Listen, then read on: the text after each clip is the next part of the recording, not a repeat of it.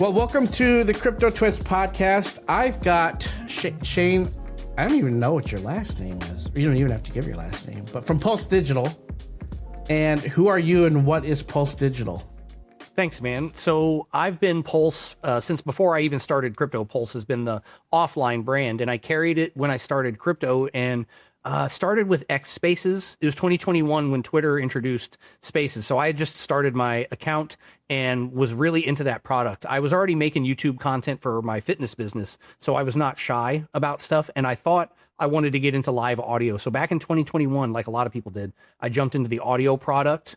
And you remember how big that was. And I think in 21, everybody really had a sense that this was going to be a long-term product. It had the discovery bar on the top of the app. And I jumped in headfirst and I said to myself that I was going to make a business and a name for myself being able to host spaces, because it seemed like a lot of people in the industry were very uncomfortable talking about their product. And 5 years later, oh my God, 5 years later, dude, I was so right.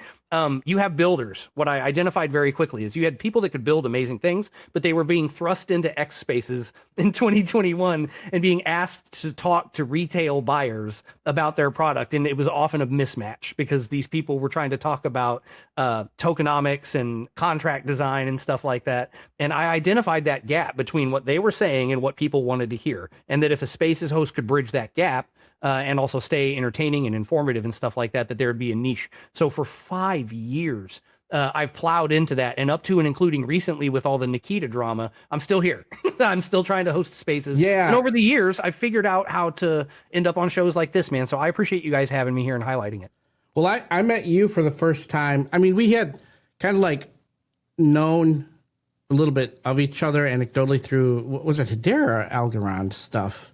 No, we had done some. We had a couple of meme coins. Bad Idea AI was very active on there. K9 Finance was very active on Cryptotwits, and we used to raid quite a bit. So when we finally met up at the event in Miami, the Blockchain Futurist event, we connected over a couple of those projects that we had talked about before. Yeah. So Shane was the host of the panel that I was on, and how many people are in the room? In my office, this is how many people I talk to normally every day. So when I was like, oh shit, I have to talk or say something and sit in front of a whole, there was a lot of people in there because we were the panel before Eric Trump. Yeah. So everybody and their freaking dog was in there, standing room only. I am as nervous as fuck.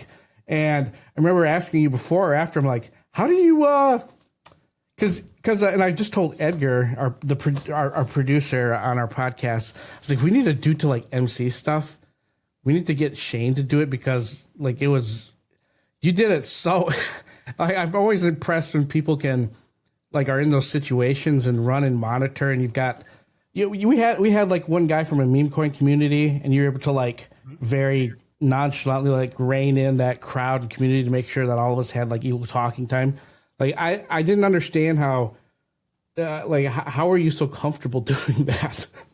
So, thank you for asking, because this is something that people don't normally get into. How do you learn to be comfortable in high pressure situations? The answer is for 15 years, the fitness version of me before crypto came along is into personal training. And particularly I've done bodybuilding contests, and there's nothing worse than getting on stage in the little outfit, bro. If you can do that, if you're willing to put yourself up early for physical judgment against a crowd of people who have cameras, there's nothing about presenting whose entire purpose is to judge you physically. Yeah, 100%. In a world where people are telling you that people shouldn't judge your bodies, you sign yourself up for something like that. Getting in front of that audience, we did have a pretty rowdy audience. Totally. Oh my God. Nothing, dude. It's nothing compared to what I've been through. And then 5 years on Spaces, I've been back when Spaces were a complete mess. I mean, it was very different than the respectful, mutes and unmutes that you get in the hand raises now on Spaces. It's an adult version of what it used to be. It was a nightmare to grow up doing it back in the day. So I cut my teeth early. The opportunity the Futurist gave me, I very much appreciate Blockchain Futurist for giving me that opportunity, because I'd never emceed before. I told you this was my first in-person event, That's right. I think it was afterwards I was asking this customer, no fucking way this was the first time. No fucking way, because that was the most natural. It's like you've been doing it for ever. That was just blew me away. No, but when you do shows like this, the attitude I've always had, this is an audience of both 2 and 1 billion. right? Like, because you don't Yep. know when will you say the viral thing that becomes the clip that is what you are now known for the rest of your life? When will be your Hawk Tua is the question I ask myself. You don't know, right? And then that's what you become. So I always say to myself, the reason I will record spaces or the reason that I conduct myself that way is if you are anything but yourself all the time, the version of yourself that goes viral is going to be a nightmare to maintain. Like I would rather be myself and have that clip go big. So I always pretend, at least when it's even just the two of us, I try to treat it both intimately, like you and I are having a conversation, because that's what's happening, but at the same time, knowing that this could be the one, right? Anyone could see it. So some people, when they have to speak publicly, they imagine everybody in the audience in their underwear. You made everybody see you in the bodybuilding onesie thing. Yeah. See? Yeah. That's probably the right way to do it. Nothing could be worse than that. Put yourself in a position for judgment. But what would we say? Competition breeds excellence, right? And in a situation like that, then when I got into this industry and I decided to make a pivot, I think you'll find that there are a number of high, I hate to say it like this because I'm not trying to put myself there, but high level crypto personalities and stuff that are on the men's side that also will talk about their successful fitness and why fitness has hardened them for some of the things that you encounter in business. And you find a lot of the entrepreneur or manosphere influencers will have a hardcore connection to fitness because it's what developed the 5 a.m. attitude. So when someone like me with that kind of work ethic shows up in a space that's primarily run by, I don't want to just say disrespectfully all by children, but a lot of irresponsible or younger people, when you show up and you have any degree of work ethic, this is something Lightspeed and I joke about all the time. Even a little bit of adult work ethic can take you to like the top 10% of this industry right away. And all you have to do is conduct yourself with a little bit of personality and a little bit of professionalism, and suddenly people are reaching out, right? It's weird. Like, honestly, it isn't. Are we the age now where we're like younger generations are lazy? Because it just feels like it. I don't know. It's our responsibility, unfortunately, to pass it on. I definitely feel a degree of the fact that like you are a carrier of so much knowledge by the point that you reach a certain age. If you've done anything worth doing at all, that if you do not begin to pass that on, and I'd like to think that it's not like the Miyagi situation where you pour it all into one person and put all your eggs in one basket, but by having conversations like this, like I said, you never know who's going to see this, and they're going to take that and they're going to get 2% better because they saw a clip on the Cryptotwits show, and they're going to say, hey, I'm going to integrate that little piece of me. So I feel a little bit of responsibility as I've grown and learned some things that I take for granted. This is true in fitness, that often the things that I would have taken for granted as a high level competitor, that the average person needs to hear repeated over and over and over. Like you and me could do shows about wallet hygiene every week and repeat the same script, but one time every week, somebody's going to hear it for the first time. And that's honestly, that's all it takes, is that kind of repeatability and professionalism. I think that's what stands out. So we talked a little bit before we went on, but like one of the things I've started to kind of ask people who are still in the space is like, this is like, crypto is one of those things where the only thing bearish about crypto is the price action, where everything else is, there's so much more adoption and interest. But at the same time, people who've been in it forever and a day, I mean, we're still like, it's still like it doesn't feel good yet. Like so much sucks. So everything, so many things are down.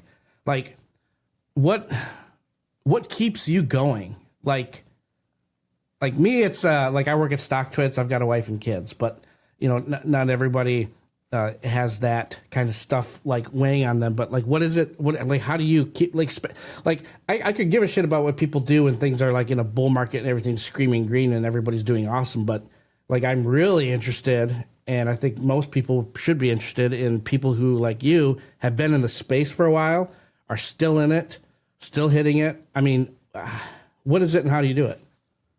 So, legacy. There's so much that goes into deciding to be the one that shows up when things suck. Like you said, it's easy when the candles are green. I make content about this where people show up wanting a clean slate every time there's a green candle, and they want to be forgiven for the transgressions of the bear market. And I think that having stuck around the way that you do, much like my fitness experience, bodybuilding is a series of workouts that people will never ever see you do in moments of pain and suffering, and skipping meals and eating shit you don't want to eat, all to coalesce into a moment where you potentially go on stage against other guys and you take home a trophy. That is such a weird, like 364 and a half days of suck to come together, or maybe more than that, 10 years, 15 years, whatever it takes you to be that guy. And to put it all on the line, and no one gets to see the suffering and silence, but everyone will cheer when you get the trophy. I think crypto is the same way, because if you put together year after year of this, I don't want to call it trench work, but the business networking and all the events that we go to, and like getting the opportunity to MC, that didn't come because I just showed up and I'm suddenly good at it. It's 5 years of that networking. And I think that what people don't see is that I've invested a lot of those shitty days that you just talked about. It's not easy. It's not fun. There's always a lot of negativity, and it's psychologically damaging, and it's hard with my wife and kids. It can be an impact on my fitness business. Absolutely. But what's it worth? What's it worth is when it hits, when you get it, or when you, because of this skill. I'll give a listener an example. Maybe because of the fact that you're terminally online, you do identify that meta one day. Really early, you find that post and you do find the token. And I'm not trying to give you that hopium, but there's got to be a reason to show up, and it's not going to be fun every day, bro. And it's going to be like that. When you want greatness in anything, it's going to be like that. Helps if I turn my mic on. Like for people who spend a lot of time in like the meme coin space and blah, blah, blah, blah, blah, like, and people like, we just had our cash take awards at the New York Stock Exchange, very hoity-toity place. I mean, it was a lot of fun, but like, there's a lot of TradFi people, and I try to like make a lot of like make it uncomfortable for the stock market side of Stocktwits. Like when they did Stocktoberfest last October, I was like, we need to make like, because they have like people from the ETFs and traditional like finance sponsors and stuff, and they're bringing, and Howard's there, the founder of Stocktwits, and they're having them look at the app. I wanted to make the meme coin community at Stocktwits have the most I don't know what's the word, inappropriate crypto tickers to be the number one trending things, so that when all these people at Stocktoberfest were looking at what is Fartcoin, and why is this the number one thing trending on the platform? All sorts of fun like that. But like, are meme coins like and NFTs? People have not left them. People are quieter about them, but people haven't left them. People are still interested in them. And I was just doing like a traffic analysis of crypto, looking at, crypto in general, like traffic and everything is down like 53% this year. It is down like 60 some percent since beginning of 2025. Oddly though, meme coins and NFTs, they've like, if you branch things out from sectors and industries, whatever, in crypto, where you have like DeFi, gaming, L1s, L2s, like real world asset tokenization, NFTs and meme coins are like have been like the most what's the word, like stable. That's a crazy word. Which is weird. Crazy word. Why is that? I'll give you an example of why I think you're right. The recent surge with Asteroid was proof to me that there is dry powder liquidity waiting for a runner of sufficient meta opportunity. And because of what Asteroid promises, essentially, if that Elon was serious with what he is going to do, people were able to identify that there is a series of catalyst events that are going to come. And I think that's why you've seen that not fall off below the 120 million or whatever has been like the solid floor. And you've seen these little ups and downs. It's because people are waiting on a series of catalyst events that I'm not going to spill the beans on here. If you're not following the story, you should be following Cryptotwits for stuff like that, because they talk about stuff like that. But that was proof to me that as far as not NFTs, meme coins are concerned, there are people waiting. But we are totally, I don't say me, I'm not going to get sucked into something again that doesn't have a real meta behind it. And I think that was identified as like a series of things that could happen that made me comfortable. And also the fact that it was on Ethereum made people comfortable to move in pretty sufficient size if you watch the transactions and orders on Asteroid. And as far as NFTs, We saw Luca single-handedly provide like a 48-hour pump a couple of weeks ago when he went on this buying spree, and he said, hey, during the day today, I'm going to name a couple of communities and I'm going to prove that I'm in by buying. And I don't care if that was or wasn't a funded thing from Pudgy, or if that was just him having a wild hair one day. But again, you saw people, when they realized what he was doing, start to try and get out ahead of him. And you saw the floor price on a significant number of NFTs that have been dormant but not dead, things like Sappy Seals and other projects, go Bored up. Ape Yacht Club's floor price has doubled over the last like couple weeks. Yeah. Yeah. And I wouldn't say it's all because of him, but he certainly lit a fire underneath that. So I won't have any serious conversation with someone that says the meme coins are dead or NFTs are dead, because that's hyperbolic. But I do think that there are people waiting to figure out where the opportunities are. And I don't always believe it's legacy projects the way that Luca ran up some older stuff, but I know there's money waiting on the sideline. Oh yeah, like this is one of the great things about crypto that I love is like the not to get like too down into like the nerd stuff, but on-chain analytics. Like we know how much like Tether and USDC is just sitting there in people's wallets or exchanges where it hasn't been reconverted into your regular US dollars. Like it has been growing and sitting there. So when you're saying that there are kegs, warehouses full of dry powder waiting to be spent, because I think it's like 150 billion in Tether is just like parked waiting to be tossed out there once shit starts to rise. I mean, that is and you know how it is in the space. Like once things get going, it's very violent when they finally start to move. Yeah. And I think that there are people, obviously today has got a lot of pressure because clarity is being discussed at a federal level. I don't think that everybody's going to be rushing in today, but just the amount of hope that people put in every single little piece of news that comes out right now, it's just proof to me that there are people that are pretending to be too cool for crypto right now. I think there are people that moved on to gold and silver. I think there are people that got their ass handed to them chasing that. There are people that moved on to other things, but they're coming back, man. Everybody always comes back. Remember when they make the post that says, I quit crypto, the number one reply is see you tomorrow. And I still believe in that. Oh yeah. I have been in gold and silver because my grandpa and my dad got me into it. And I did like one of like the best performing video I have ever done was a silver thing I did for Stocktwits. And they're like, do more of that. I'm like, yeah, I don't know if you get it. Like, that's not something that was just like something I did at the right time. That was everything I had. If I knew how to do that and replicate that, I would, but I don't. So, but for those of us like who like precious metals and you were like, oh, this is so exciting. But also it's almost like crypto. We have spent decades waiting for this shit to move.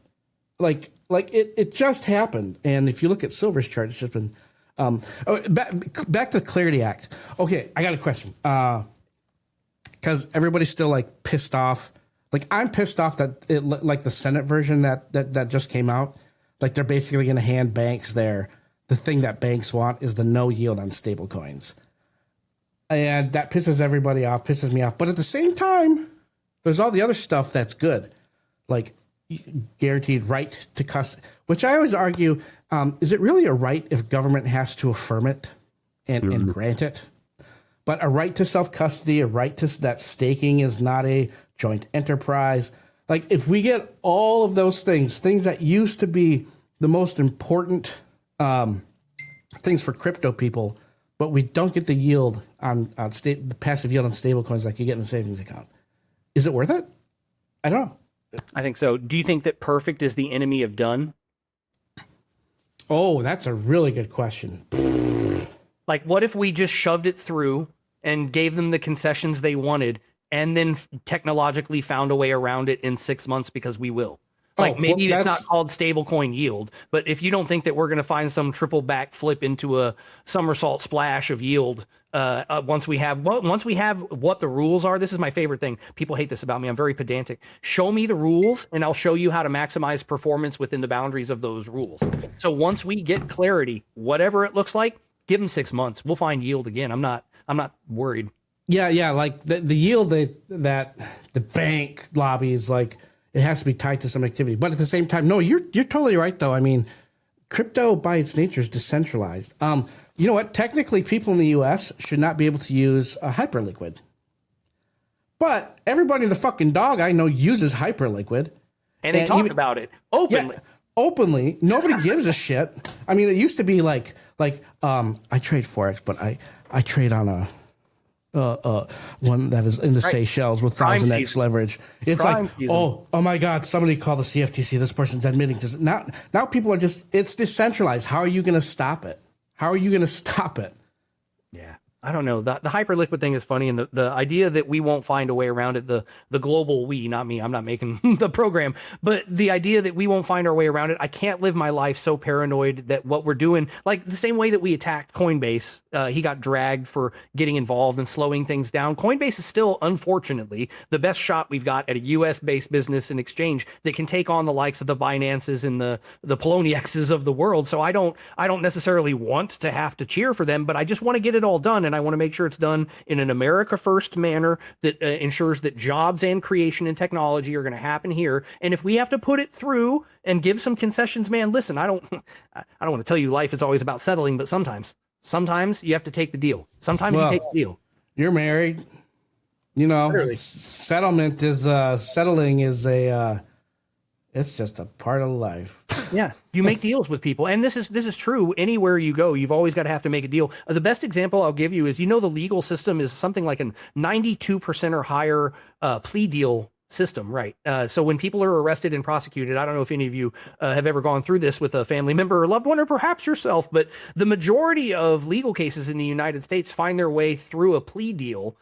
Because it is easier to come together to make a concession and solution where both parties get an amicable out than it is to really take anything to a jury trial. And I feel like the Clarity Bill is being dragged towards a jury trial. And if we really turned on the sunshine and flipped the rock over for crypto, I don't think that benefits us. So I just want to say, hey, plea deal, get me out. I'll take the whatever community service it's going to take, and then we'll figure it out on the other side. No, it's totally true. I think most of the argument against the stablecoin thing and why people are like making that cross they want to die on is, I think it's just like a recency bias, because if you go back to like 2015, 16, 17, 18, 19, 20, I mean, so many of the things that are in there, nobody's even arguing about anymore. Like the lawmakers on both sides are cool with it. And there was a time when we all of us would have been like, that's never going to happen. Right. And there's nothing saying that in the future, the lawmakers can't just switch it back. Like, okay, fine, we'll let stablecoin yield go. Whatever.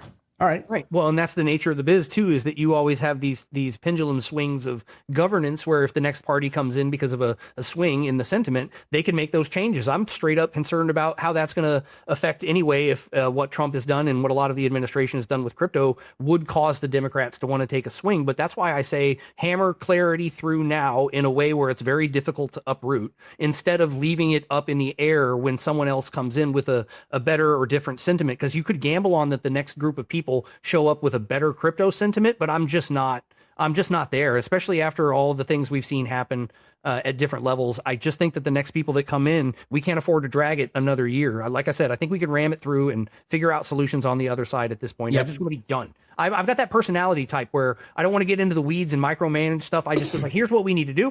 Let's get it done, and then we will figure it out, Yeah. So thinking back to November when we were at that Blockchain Futurist Conference, did you get any, what were the vibes you were picking up there, like outside of the presentations and stuff, like from the attendees and everything else? Did you pick up on any like things that were like, oh, this is going to happen soon? Or did you sense that like, was there a lot of anxiety about stuff that seems justified now, or are people still like really hopeful? And, I don't know if I'm making clear what I'm trying to ask. But so the sponsorship packages at Futurist, they tend to try and swing themselves to be like a business-to-business event, and they don't focus on bringing in huge swaths of retail like the way that Consensus does. Consensus does a great job of bringing in your first-time users, and making it attractive. So Futurist's opportunity to mingle with those people, actually, it was striking to me that there were very few, if any, meme booths there because in previous years, Yeah, there there had were. always been some CTO that had enough taxes to afford a booth, and they bring energy to the show. I do value having those kind of communities there, but it was a lot of business to business, a lot of software and stuff as a service. There was quite a few AI things, but the sentiment wasn't overly bullish. Now, I didn't go down there thinking it was going to be just because of where the market was. We were cooling off anyway after the Solana summer and everything had gone the way that it had gone. But I walked away from it feeling like people were still trying to build, but man, the air was taken out of the room. And having Eric Trump there was interesting because previously with his dad's appearance at the Bitcoin conference and stuff, like their stock was riding a lot higher before things had happened with World Liberty Fi and things had been upturned. So a year ago, Eric Trump being there would have been a very bullish thing, but this time him being there was almost like a little try hard. It felt interesting. I'll be honest, I didn't stick around to hear what he had to say because at that point it was like, I don't think he's going to have anything revolutionary for me. So I didn't walk away from it super bullish, but I was still interested to know that there was money that was interested in traveling to in-person events. Cause I do think there's always a way that you can justify having spent the time and the money to be there as long as you're looking for the right crowd. So it was all right. I knew something was up because on my way back from that, I was going back to the hotel room, cause they make it so that you have to walk through the Hard Rock Casino. By the way, I saw this couple. I had to like stop. I took 2 steps back just to look. But I was like, are they betting $15,000 on the slot machine, like the button? Where they like stop the animation and just keep going. I was like, oh, what the fuck?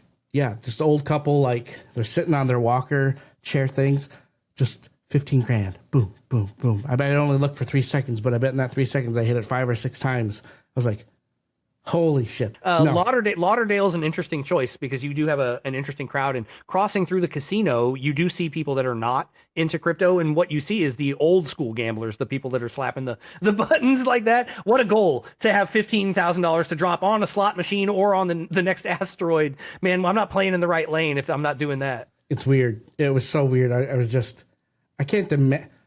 So many things went through my brain when I saw this couple doing it. Like, do they not have children or grandchildren? Also, like, at what point in your brain and age are you like, fuck it, I'll just do this? What? Like, it's weird. Like, what? Next time you got to grab the interview, man. Oh, I really should have. Like, excuse me, sir. What the fuck? I'm from a finance media organization, and I'd like to ask you some questions. Your generation regularly condemns younger people for being very aloof and making risky investments. $15,000 a pop here. What do you have to say about that? How much avocado toast would that buy? Oh, how many brunches? Yeah, it was nuts. It was nuts. But so what did you do? What did you do after that? What have you been doing like since then? Well, I came back from that. Of course, that was a great opportunity to be down there, but the market wasn't super hot. So for me, primarily, that had been an opportunity that I was given by a couple of the people that had me at previous events. I'd been to 2 other futurist events previously because brands that pay me to do online representation had paid to have me as part of their team at the events. So I built that relationship with them and they invited me down. Now, what I'm doing afterwards was trying to parlay that into the next gig, right? Isn't that always the deal? So for me, it's always about trying to find either the next brand that wants online representation, the next brand that needs spaces. I also do my own stuff from time to time. But frankly, if I can be honest with you for a second, X has been so weird lately that it's been difficult to find reach on almost anything. And it's had a huge impact on my business because my entire business, it's weird to say to people, everything that I do relies on X working well. So even if crypto was banging right now, if X wasn't handing me the right posts or if I couldn't find the reach because of the throttling that's going on, it would be a separate problem. So thankfully, crypto is actually not banging right now because I've got to get this X algorithm figured out. So I've been trying to vary up my content because I'm trying to figure out where the circulation is, doing more car content. I know a lot of car stuff and I've been doing car news. I've been maybe thinking about doing fitness on the timeline, which I previously avoided because that was not what I came here for. But I see, as I mentioned, some guys get traction when they talk about it. And since I have the history and the experience, it seems maybe silly not to do it. So I've been trying to figure out for the last 6 months what the timeline wants out of me to reward me for the time that I spend here, basically. Yeah, there's something up with X because, I mean, even on like, it's clear, the algorithm should know very clearly that my personal stuff is related to at least finance and crypto specifically. But it's weird. Like I used to like was a guest fairly frequently on the crypto town hall, and Sure. and that used to have like hundreds of thousands of people.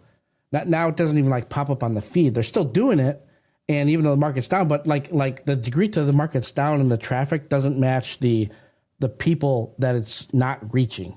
It's there. Yeah, there is something up with X and how it's not getting to the people who it should be getting to.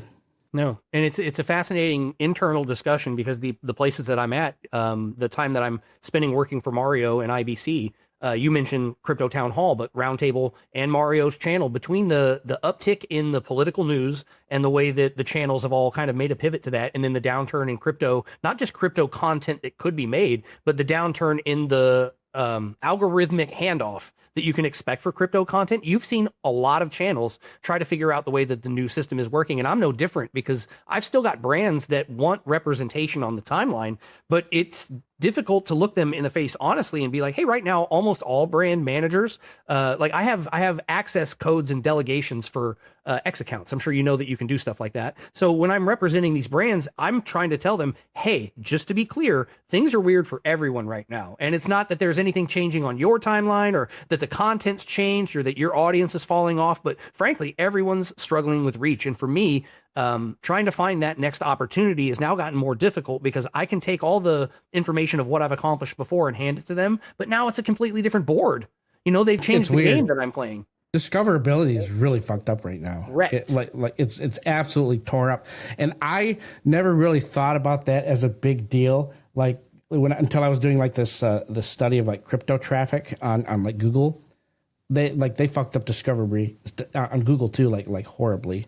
Question. I want to get it in before we run into time, but I've heard some people, I don't remember if this was on platform or not, but somebody said, oh, all the dumb money in crypto that was in meme coins, NFTs, and chasing shit, they're all in prediction markets now. I'm sure some of it is, but I have a hard time believing the whole cohort, the whole group, that entire collection of people FOMOing money into things are in prediction markets. Yeah, I think that there's certainly a huge distraction and part of the overall fracturing of liquidity that has been sloshing from place to place. I'd say the same thing about gold and silver, though, because when gold and silver started to reach ATH, you finally saw crypto people make the switch for the first time. And that's money that may have not come back to crypto. And then prediction markets become a thing. And that's money that leaves to play there, but may not actually come back to meme coins again. So I do agree, but I don't think that you said the dumb money went over there. You know what I actually would think is I would say that it's more likely that their words, not mine. No. Sure. Jonathan says that people who use Jonathan says all people in meme coins and NFTs are dumb. I think that what happened is people who think they are smart have gone to prediction markets because it lends itself to the mindset that I know what's going to happen better than other people, which is a very egotistical place to be. And I'd say the dumb people are still buying stupid meme coins, and they're not going over here and practicing these like I'm predicting things. And it's like, okay, Nostradamus, I'm sure you are. I'm over here buying, dog tokens still or whatever. So I don't know where the dumb money went, man. It might be me. I will say that I don't know if they do it for crypto, but so in the EU, they have these rules where brokers, like for foreign currencies and everything else, they have to put very clearly, you have to say like what percentage of the customers lose money. And it's like anywhere between 70 to 86%, which sounds crazy. Like, oh, that's how many people lose money speculating in markets. But when you look at prediction markets, if you look at how many people make money, it's in like the 1, 2 to 3% people actually end up making anything in the prediction markets. It's a huge contrast. Yeah, it's a scratcher's ticket of all the options you could have. I'm still trying to talk to people about why I DCA Bitcoin, and everybody else is over here making weather bet predictions, right? Oh, that's a fucked up thing. I knew when that happened, I was like, I know a bunch of farmers from where I grew up who would have who are dead now, who are like, they would have loved to do this during planting season, just sitting in their tractors on their phone and just placing bets on the weather this year. I think futures on corn look down from my perspective as you're running the harvester. Yeah, that's the type of stuff that I am worried about, and that's the type of stuff that invites unwanted attention, because that's what is it? CFTC is in charge of regulating these things, and what we get when we don't police ourselves. This is true about from the level of like from your household to your business, all the way up to like these like societal types of problems. If you cannot police yourself from within, then you will get policed from outside. And I don't like that. I don't want that. I don't want to invite in other people. And this is true when I say to the level of your household, screw up hard enough at home and the government will step in. And you don't want that. So there's layers to this cake of responsibility, right? And at a certain level, if the prediction markets are going to be their own worst enemy, it's going to be because they let stuff like that happen. Yeah. Because then someone's going to throw the books open for sure. Do you think like all the, I mean, you could lump in everything like broadly, like meme coins, crypto, prediction markets, penny stocks.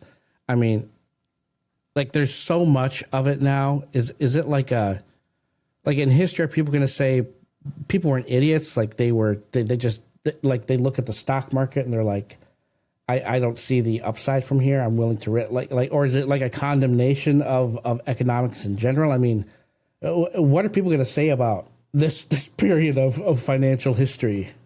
Okay, so I'll take a sociological look at that. So let's go and look at what people were doing. I think there's two types of things looking, if we could go forward and then look back, that are happening. There's speculation occurring based on perceived future utility, which is going to be things like the upcoming SpaceX IPO. Examples of like, we have revenue, we are a business, this is a thing. And then there's businesses that are still functioning now that are legacy businesses that people still choose to purchase those stocks. And those are still continuing to go upward because they have a history of performance and they are still showing future utility. Like they make promises like Apple and stuff like that, and they follow through and they meet their promises. Then there is pure speculation that is just like the type of gambling that we see in prediction markets. And that's a different type of person. And I'm not saying there's not like a crossover on the Venn diagram of who's doing what, but there are people that are entirely full ported into speculation with zero promise of future utility. And that's going to be things like prediction markets the whole way, or meme coins the entire way, or their bag of NFTs is worth more than the car they drive, and stuff like that. And I think that people are going to look back and they're going to see this divergence as a sociological measure of how desperate certain rungs of society were at any given time. Because if you have long money, you're going to make long investments, things that don't need to pay off right away. But if you have short money or no money, then you're almost willing to risk that for no money if it means that you could make a massive windfall. There's a psychology to that. Like, well, I almost have nothing anyway, so I'll gamble almost nothing for everything, because if I lose almost nothing, I'm back where I was. But people that have everything will never risk everything. Right. No. So I think they're going to look at this as a time where you can look at like a clear split between how desperate people were, because the lottery hasn't gotten smaller. That's the casino isn't less busy. This is just more liquidity flowing into these ultra risky asset classes. And I think that's going to be a tale that when we finally have the long-term graph, we're going to be like, damn, where'd that uptick come? And you and I are going to be there with our beards to be like, prediction markets on the chart. I was there. I remember when you could bet on the heat index back in the day. Exactly. And we're going to have that up there, and we're going to be the ones that remember. It was like, yeah, people didn't used to be that risky, but people who, need to come out of the, they want to get out of the hard times are willing to risk it all. Yeah, it's going to be interesting because it's just a whole lot easier to, it used to be as easy. People say it used to be as easy just going to the gas station, getting a scratch ticket or buying a lot. Now it's way too fucking easy. Was it ever that easy? Is it not that easy now? Can I not do that now? You can do that. I can do it now with more forms of payment and credit. I can put that on Klarna and split it 4 ways if I need to. You know what I didn't realize? I don't remember when it was the Powerball or Mega Millions was up to like over $1 billion. When it's there, I will go buy them because it's like, why the fuck not? But I didn't know when I paid with my credit card once that is considered like a cash advance. You pay a lot more for that when you're buying a lottery ticket. I honestly didn't even. It wasn't my plan to look at my Gemini card to like go through. I was like, wait, why was this transaction so much more expensive? I just happened to look at it, I'm like, oh, that's how they do those things. I didn't know that. So. Social credit penalty. Yeah. They're just like, I don't like what you're doing. It's a sin tax. Yeah, that's a syntax. It's a that's a whole different conversation. But anyways, we're gonna close out. I close it out with like whatever you want. I mean, sure. So the easy pitch would be, if you've enjoyed any part of the show, there's a couple of things that you could do. One, you're following all of the places Cryptotwits is available, right? Because they put out amazing content all the time. And if you're trying to stay on top of what's happening in a very, very dynamic environment, Cryptotwits and Stocktwits are the place to go. I appreciate them inviting me, Pulse, to the show today. If you need help with your online brand representation, brands all the way from, like I mentioned, Bad Idea and K9 Finance have helped me in the past, all the way including Shiba Inu.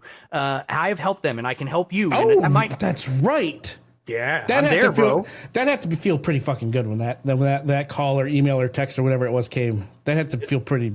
It's not bad. To me, it's when you are in an industry that is primarily based on earning trust and maintaining it, then you will learn to not be as surprised by the calls you get.